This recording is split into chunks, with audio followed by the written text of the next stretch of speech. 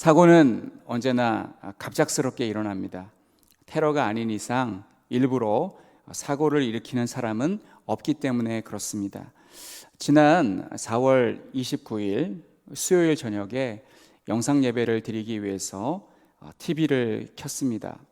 그리고 이제 그 영상 예배를 드리기 위해 채널을 조정하다가 뉴스마다 속보로 이천의 한 물류창고에서 화재가 나서 수많은 인명 피해가 발생했다는 소식이 흘러나오고 있었습니다.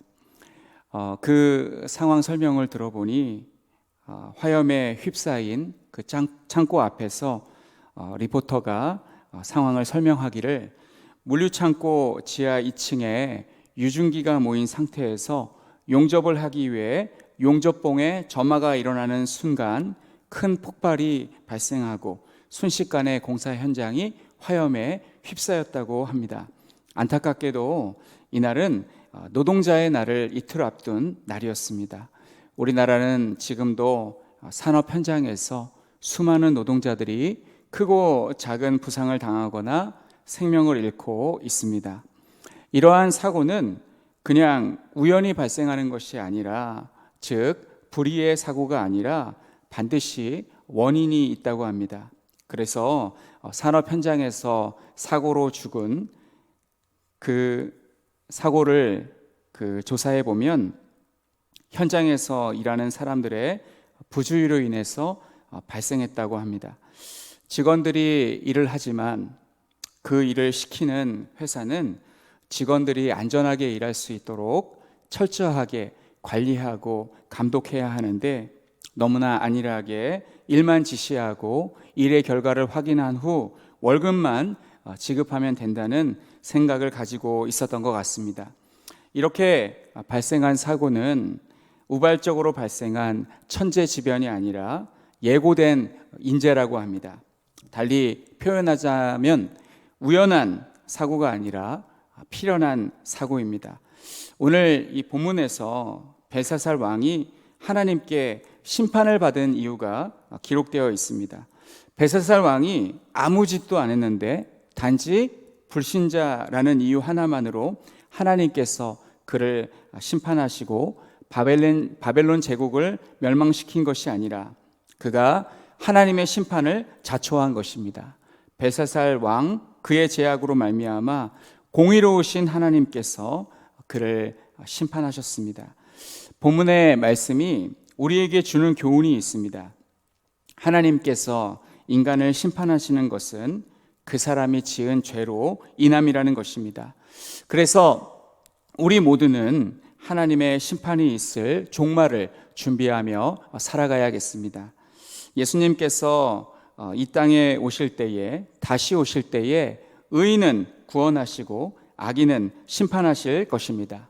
그래서 의인된 우리는 항상 깨어 있어야 합니다. 예수님의 재림은 전 지구적인 종말이지만, 크게는 전 우주적인 종말이지만, 그 전에 사람은 죽음이라는 개인적 종말을 맞이하게 됩니다. 그래서 우리는 언제 찾아올지 모르는 전 지구적인 종말인 예수님의 재림과 개인적 종말인 죽음 둘 다를 준비하며 살아가야겠습니다. 오늘 우리가 살펴볼 본문의 말씀은 개인의 종말인 죽음을 전혀 준비하지 않고 극도로 타락한 생활을 이어가다가 개인적 종말을 맞이하게 되는 한 인물의 최후에 대해서 살펴보고자 합니다. 이 사람은 베리어 왕을 지켜 주옵소서라는 뜻의 이름을 가진 벨사살 왕입니다. 첫 번째, 벨사살 왕, 그는 누구인가입니다. 그는 바벨론 제국의 왕이었습니다. 그의 선왕들은 치열한 정복 전쟁을 통해 큰 제국을 이루었습니다. 벨사살 왕은 부친으로부터 왕위를 물려받고 온갖 부귀영화를 누리고 살았습니다. 우리가 부러워하는 전형적인 금수저입니다. 이날도 그는 귀족 1000명을 불러 모아놓고 술을 마시고 있었습니다. 부어라 마셔라 하면서 온갖 쾌락을 즐기고 있었습니다. 그러다가 문득 그의 부친이 정복한 예루살렘에서 탈취해 온 그릇들을 가져오라고 시켰습니다. 그 그릇들은 하나님께 제사 드릴 때 사용했던 그릇이라는 것을 모를 리 없는 그는 그 그릇들을 가지고 술을 부어 마시기 시작했습니다. 그가 술을 부어 마시고 있는 그 그릇들은, 그 기명들은 이스라엘 백성들이 성전에서 하나님께 제사 드릴 때 사용했던 거룩한 그릇들, 기명이었습니다. 사람이 타락하면 하나님을 모독하고 싶은 생각이 드나 봅니다. 창세기 4장 23절 말씀 그 이하를 보면 범죄한 아담의 후손 중 라멕이 나옵니다. 라멕은 사람을 죽여놓고 하나님을 모독하는 노래, 소위 독신가를 부릅니다. 이 유럽에 가면 문 닫은 교회를 인수하여 술집으로 개조한 곳이 있다고 합니다. 그 술집의 업주에게 장사가 잘 되냐고 물어보면 장사가 제법 된다고 합니다. 이번에는 그곳에서 술을 마시고 있는 사람들에게 물어보니 옛날 교회였던 이곳에서 술을 마시는 기분이 어떠냐고 물어보니 신성한 교회에서 술을 마시는 기분이 스릴이 있다고 합니다. 이처럼 죄로 타락한 인간은 하나님을 모독하고 하나님의 위치에 서보고 싶어 합니다. 그러나 어리석은 인간들은 하나님은 모독하면서 금, 은, 구리, 쇠, 나무, 돌로 만든 우상들에게는 머리를 조아리고 복 주시기를 기도합니다. 자, 이렇게 방탕한 이때에 갑자기 사람의 손가락들이 나타나서 왕궁 촛대 맞은편 석회벽에 글자를 쓰기 시작했습니다. 제가 이것을 보여드리겠습니다. 이런 식으로 아마 기록이 된 것 같습니다. 지금 우리는 이 스크린에 실제로 그 손가락이 나타나는 것을 보았고 그 글을 쓰는 것을 보았습니다. 지금은 하나도 신기하지 않은 그런 현상들인데 옛날에 아무것도 없는 그 벽에 갑자기 손가락들이 나타나고 그 손가락들이 뭔가를 막 기록하고 있었을 때 그 모습을 벨사살 왕이 목격을 하였습니다. 자, 이 손가락과 글자가 나타난 때는 언제였습니까? 이것이 바로 두 번째 오늘 본문의 이 말씀의 내용인데 이 술과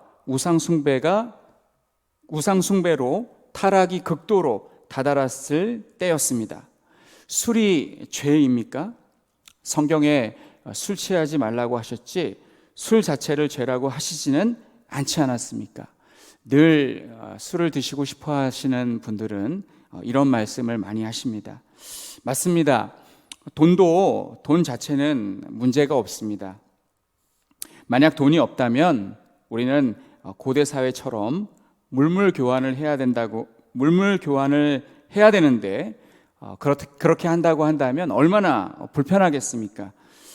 또한 우리도 하나님께 예물을 드릴 때 과거 구약 백성들처럼 무언가를 하나님께 바치기보다는 이 헌물을 돈으로 하니 얼마나 편리하게 그 헌금을 또 헌물을 할 수 있는지 모르겠습니다. 그러나 하나님께서는 돈 자체는 문제가 없다 할지라도 돈을 사랑함이 일만하게 뿌리가 된다라고 말씀하셨습니다. 마찬가지로 이 술 자체는 문제가 없을지 몰라도 술은 사람을 취하게 만듭니다. 또한 술은 중독성이 있어서 계속 술을 찾게 만들고 술에 취하면 사람은 분별력이 흐려져서 돌이킬 수 없는 큰 실수 혹은 죄악을 범하게 됩니다. 메이저리그에 도전한 수많은 사람들 중에 그곳에 적응하고 살아남은 뛰어난 선수가 있었습니다. 바로 강정호라는 선수입니다. 그런데 그 선수가 몇 년 전 술을 먹고 음주운전을 하여 형사처벌을 받음으로써 몇 년 동안 야구를 하지 못하게 되었습니다. 몇 년 후 그 선수는 메이저리그에 다시 복귀하였지만 예전과 같은 성적을 내지 못하였고 결국 구단에서 방출되었습니다. 수천만 불의 몸값을 받는 선수가 타율이 1할인데 어떤 구단이 그를 데리고 있으려 하겠습니까? 다른 구단을 알아보았지만 그를 불러주는 구단은 없었습니다. 결국 초라하게 국내로 돌아왔지만 한국야구위원회 규정상 3년의 시합 출전 정지라는 중징계를 받아야 된다고 합니다. 야구 관계자들은 사실상 이 선수의 선수 생활은 끝났다고 보고 있습니다. 이 선수는 술을 마시고 음주운전한 것이 얼마나 후회스러울까요? 이처럼 사람은 술을 마시고 돌이킬 수 없는 온갖 잘못을 범하며 살아가고 있습니다. 저는 술을 절제하며 마시는 사람보다 술을 절제하지 못하고 돌이킬 수 없는 잘못을 범한 사람을 더 많이 보아왔습니다. 사랑하는 성도 여러분, 혹시 우리 성도님들 중에 신앙이 연약하여서 술을 끊지 못하시는 분이 있으시다면 술 취하지 말라, 이는 방탕한 것이니 오직 성령의 충만함을 받으라. 에베소서의 말씀처럼 술에 취하지 마시고 성령에 취해 살아가시기를 바랍니다. 금주와 금연은 한국 교회의 아름다운 전통입니다. 세 번째는 이 손가락과 글자를 누가 최초로 보았느냐는 것입니다. 제일 먼저 벨사살 왕이 보았습니다. 주변에 많은 사람들이 있었는데 술에 흥건하게 취한 벨사살 왕이 만취한 상태에서 제일 먼저 손가락들을 보았습니다. 그리고 그는 그것을 보고 깜짝 놀랐습니다. 성경은 이것을 매우 자세하게 묘사하고 있습니다. 제가 6절 말씀을 읽어드리겠습니다. 우리 성도님들도 가정에서 이 다니엘 5장 6절 말씀을 함께 봐주시기 바랍니다. 이에 왕의 즐기던 얼굴빛이 변하고 그 생각이 번민하여 넓적다리 마디가 녹는 듯하고 그의 무릎이 서로 부딪힌지라. 이 표현이 얼마나 재밌는지 모르겠습니다. 넓적다리가 마디가 녹는 듯하고 그의 무릎이 서로 부딪힌다. 이 다리가 후들거려 가지고 양쪽 무릎이 막 부닥친다고 그렇게 표현하고 있습니다. 그리고 이 벨사살 왕은 당장에 저 나타난 글자를 해석하라고 지시합니다. 그러나 아무도 그 글을 읽지도 못하고 해석할 수도 없었습니다. 바로 그때 본문 10절 말씀을 보면 이 왕비가 등장합니다. 이 10절의 말씀을 보니까 왕비가 왕과 그의 귀족들의 말로 말미암아 잔치하는 궁에 들어왔더니, 이 왕비라고 그렇게 기록하고 있는데 2절 말씀을 보면 이 술을 마시고 있는 사람들 중에 이 왕과 귀족들과 왕후가 나옵니다. 근데 제가 좀 찾아보니까 이 왕후가 왕비보다 더 높은 호칭이라고 합니다. 그래서 이 10절의 왕비는 이 왕후라고 그렇게 번역을 했으면 더 좋을 뻔했겠다라는 생각이 들었습니다. 하여간 이 왕비, 오늘 본문에 왕비라고 기록된 이 왕후, 굉장히 높은 신분의 이 여성이 들어와 다니엘을 소개시켜 줍니다. 다니엘의 이 바벨론식 이름은 이 벨드사살입니다. 이 벨사살 왕과 이름이 비슷한 이 벨드사살이 들어와서 갑자기 나타난 이 손가락이 벽에 기록한 문장을 해석해 줍니다. 그 문장의 그 발음은 이렇습니다. 메네메네 데겔 우바르신이었습니다. 바벨론의 그 뛰어난 모든 술사들이 해석하지 못한 이 문장, 그러나 다니엘이 해석해 준 이 문장은 성경을 읽는 우리들이 따로 공부하지 않아도 되도록 오늘 본문 25절, 28절 말씀에 기록되어 있습니다. 이 말씀이 우리가 함께 성경 교독할 때 읽었던 이 본문의 말씀입니다. 자세하게 기록이 되어 있는데 뭐라고 말씀하고 있냐면 메네는 하나님이 이미 왕의 나라에 시대를 세워서 그것을 끝나게 하셨다 하며, 데겔은 왕을 저울에 달아보니 부족함이 보였다 하며, 베레스는 왕의 나라가 나뉘어서 메대와 바사 사람에게 준바되었다 함이니이다 하니. 이렇게 정확하게 다니엘이 해석을 해줍니다. 참 말씀이 놀라운 것은 이 메네메네 데겔 우바르신, 결국은 메대와 바사로 나누어질 것이다 라는 말씀인데, 이 메네 데겔 우바르신, 이 안에 이 메대라는 나라도 들어있고요, 그리고 이 우바르신, 이 바르신의 이 바사라는 그 나라도 들어있습니다. 이런 것을 그 언어 유희라고 하는데, 이 말 속에 해석도 맞고 그 말 속에 그 나라들의 명칭도 들어있습니다. 이렇게 하나님께서 자신의 뜻을 갑자기 나타난 글자를 통하여서 벨사살 왕에게 알려주었습니다. 그리고 네 번째로 다니엘은 왕을 책망합니다. 감히 왕을 책망을 합니다. 23절 말씀을 보면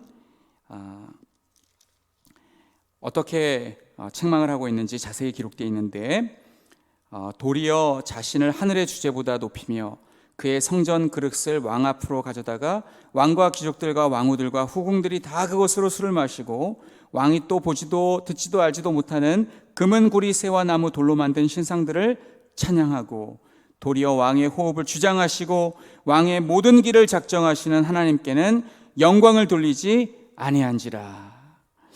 첫 번째로 왕은 자신을 하나님보다 더 높였다라고 책망을 했습니다. 이것은 십계명의 1계명을 위반했다는 것입니다. 하나님 외에 다른 신을 섬기지 말라고 했는데, 이 벨사살 왕은 자기가 바로 하나님 외에 다른 신이었습니다. 그리고 두 번째는 하나님의 성전에서 사용하는 그릇으로 술을 마신 것입니다. 하나님의 이름을 망령되이 일컫지 말라라는 3계명이 있는데, 벨사살 왕은 하나님을 모독하는 마음으로, 하나님을 업신여기는 마음으로 그에게 제사 드릴 때 사용하는 그릇으로 술을 부어 마셨습니다. 그리고 세 번째는 우상을 섬기었다고 책망하고 있습니다. 십계명의 제2계명을 보면 우상을 만들어서 섬기지 말라고 하셨습니다. 우상 숭배는 하나님께서 극도로 싫어하시는 것이었습니다. 인간 입장에서 볼 때에 우상 숭배가 뭐 그렇게 큰 죄인가 라는 생각이 들기도 합니다. 왜냐하면 우상 숭배는 다른 사람에게는 해를 끼치는 일이 많지 않기 때문에 그렇습니다. 자녀를 불 가운데 지나가게 해서 이 인명피해가 발생하는 경우도 있지만, 그러한 일이 아니라면 자기 혼자 우상을 만들어서 절하고 섬기는 것이기 때문에 이게 그렇게 큰 죄인가 싶기도 합니다. 그러나 우리 인간의 입장에서 볼 때는 그렇게 생각할 수 있을지 몰라도, 하나님의 입장에서 보면 이는 하나님을 매우 진노하시게 할 만한 죄입니다. 우상을 만들어 섬기는 사람은 단 하나의 우상만을 만들지는 않습니다. 오늘 본문에서도 여러 가지 재료가 등장합니다. 금, 은, 또 동, 구리, 쇠, 또 돌, 나무, 각종 재료를 가지고 여러 가지 수많은 우상을 만들어 섬깁니다. 그러니까 유일하신 하나님을 수많은 신들 중에 하나로 전락시켜버리는 큰 죄악입니다. 또한 하나님은 눈으로 볼 수 있는 분이 아니기 때문에 사람은 하나님에 대해서 늘 불안해합니다. 그러나 우상을 만들어서 섬기면 하나님을 내 손 안에 가두어 놓을 수 있기 때문에 이 통제가 가능합니다. 이러한 행위도 문제입니다. 그리고 이러한 생각을 가지고 우상을 만드는 것은 더욱더 큰 죄입니다. 바로 하나님을 모독하는 행위입니다. 이 모든 것들을 다 종합해 보면 벨사살, 당신은 매우 교만하여져서 타락하였고 그 결과 하나님을 모독하였다라고 다니엘이 그를 책망하고 있습니다. 자, 오늘 이 본문 말씀에서 이 벨사살이 저지른 그 죄를 심판하시는 하나님, 이 모든 말씀을 통해서 우리가 알 수 있는 것이 있습니다. 그것이 무엇이냐면 대략 세 가지로 정리해 보았는데, 첫 번째는 하나님은 사람을 심판하실 때 신중하신 분이시라는 것입니다. 아무 기준 없이 심판하시는 분이 아니라 분명한 기준을 가지고 계시며 매우 공정하게 하십니다. 그리고 두 번째, 하나님은 모든 사람을 심판하시는 분이시라는 것입니다.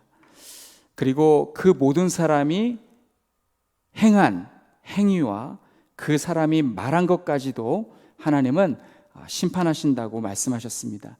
예수님께서 마태복음 12장 36절로 37절 말씀에 이렇게 말씀하셨습니다. 내가 너희에게 이르노니 사람이 무슨 무익한 말을 하든지 심판날에 이에 대하여 신문을 받으리니 내 말로 의롭다함을 받고 내 말로 정죄함을 받으리라. 먼 훗날 우리는 모두 하나님의 심판대 앞에 서게 됩니다. 그러나 우리는 모두 하나님 앞에서 심판을 받을 때 정죄를 받지는 않습니다. 왜냐하면 우리의 모든 죄와 허물은 예수님께서 십자가에서 해결해 주셨기 때문입니다. 하나님께 심판을 받는 사람은 예수님을 믿지 않는 사람이 받습니다. 그렇다고 우리가 이 세상에서 무책임한 말이나 행동을 마음대로 해도 된다는 뜻은 아닙니다. 우리가 죽어 하나님 앞에 섰을 때 우리가 이 땅에서 행한 모든 일에 대한 평가가 있을 것입니다. 그래서 내가 주를 위하여 힘쓰고 애쓴 것, 그것에 대한 하나님의 칭찬과 상급이 있을 것이고, 내가 잘못한 것 또한 내가 덕이 되지 않는 말을 하거나 또 행동을 하거나 한 그 모든 것에 대한 책망이 있을 것입니다. 자, 세 번째는 하나님의 심판은 갑작스럽게 찾아옵니다. 그러나 하나님의 심판은 뜬금없이 찾아오지는 않습니다. 이 뜬금이라는 말은 무엇이냐면 아주 옛날에 곡물의 값을 설정하는 기준이 필요했다고 합니다. 그 기준이 바로 뜬금이라고 합니다. 즉 하나님의 심판은 기준 없이 아무 때나 밑도 끝도 없이 임의대로 하시는 것이 아니라 하나님께서 오래 참으시다가 하나님의 기준에 미달하였을 때 더 이상 어찌할 수 없다고 여기실 때 찾아옵니다. 예수님께서는 온 세상에 복음이 전파되면 이 땅에 오시겠다고 말씀하셨습니다. 마태복음 24장 14절 말씀입니다. 이 천국 복음이 모든 민족에게 증언되기 위하여 온 세상에 전파되리니 그제야 끝이 오리라. 심판도 마찬가지입니다. 온 세상에 인간의 죄악이 관영할 때 하나님은 이 땅을 심판하시기 위해서 오십니다. 소돔과 고모라 땅이 그랬고 가나안 7족속이 멸망할 때도 그리하였습니다. 예수님의 보혈로 구원받은 우리는 하나님께 심판을 받지는 않습니다. 그러나 구원받은 성도가 계속해서 죄를 범하면 하나님은 심판과 다른 종류인 징계를 하신다는 말씀은 있습니다. 그래서 우리는 하나님께 징계를 받지 않도록 죄를 짓지 말아야 하고, 혹 내가 지은 죄가 있어서 하나님께 징계를 받을 때 단마음으로 받아야 합니다. 오늘날 우리가 살아가는 이 땅 사람들은 좁은 의미로는 쾌락, 넓은 의미로는 행복을 추구하며 저마다 자기 소견에 옳은 대로 하나님과 상관없이 살아가고 있습니다. 가끔 인터넷으로 뉴스를 볼 때 공신력 있는 언론의 기자가 교회를 비방하는 기사를 씁니다. 그리고 그 기사 아래에는 그 기사를 읽은 수많은 사람들의 댓글이 달립니다. 그 댓글을 읽어보면 자기는 굉장히 정의롭고 선한 사람인 줄 아는 것 같다는 생각이 들기도 합니다. 또 어떤 댓글은 하나님보다 자기가 더 의로운 줄 아는 것 같다는 생각이 듭니다. 그 댓글에서 겸손한 마음이 느껴지기보다는 교만한 마음이 읽혀질 때가 많습니다. 오늘날 수많은 사람들은 벨사살 왕처럼 자기가 만든 왕국 안에서 자기가 만들어 놓은 의의 기준을 따라서 왕 노릇을 하며 살아가고 있습니다. 사랑하는 성도 여러분, 이 땅을 살아가실 때 오늘 본문의 말씀을 늘 마음에 새기실 수 있기를 바랍니다. 죄를 멀리하고 선을 행함으로 하나님의 징계를 받지 않고 살아가실 수 있기를 바랍니다. 끝으로 저는 전도서의 말씀을 읽고 말씀을 마치려고 합니다. 전도서 11장 9절 말씀에 청년이여 내 어린 때를 즐거워하며 내 청년의 날들을 마음에 기뻐하여 마음에 원하는 길들과 내 눈이 보는 대로 행하라. 그러나 하나님이 이 모든 일로 말미암아 너를 심판하실 줄 알라. 전도서 12장 14절 말씀, 하나님은 모든 행위와 모든 은밀한 일을 선악간에 심판하시리라.